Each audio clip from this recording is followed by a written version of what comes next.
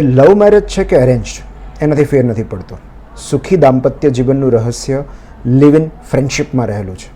તમે પ્રેમથી નજીક આવ્યા હો કે કોઈ વ્યવસ્થાના ભાગરૂપે, જો તમારી અંદર વિજાતીય મિત્રતા ઉગે છે તો લગ્ન જીવનના સંઘર્ષો આથમતા જાય છે. કારણ કે લવ મેરેજમાં રહેલો લવ અને એરેન્જ મેરેજમાં રહેલું એરેન્જમેન્ટ બંને ઝાંખું પડવાનું છે. જે પ્રેમને કારણે લવ મેરેજ થયેલા કે પછી જે લોકોને કારણે એરેન્જ મેરેજ, એ બંને અલબ જલબ હાજરી આપીને અદૃશ્ય થઈ જવાના છે. મધ્યસ્થી લોકોની જેમ પ્રેમ પણ ક્યારેક ક્યારેક સપાટી પર આવીને પાછું ખોવાઈ જશે. માટે મેરેજ ન તો પ્રેમના ભરોસે ટકાવી શકાય, ન તો મધ્યસ્થીના આધારે.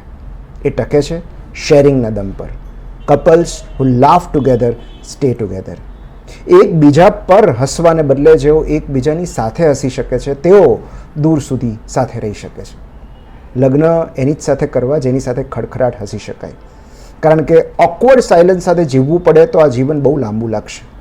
દુઃખી લગ્ન જીવનનું કારણ પ્રેમનો અભાવ નથી, મિત્રતાનો અભાવ છે.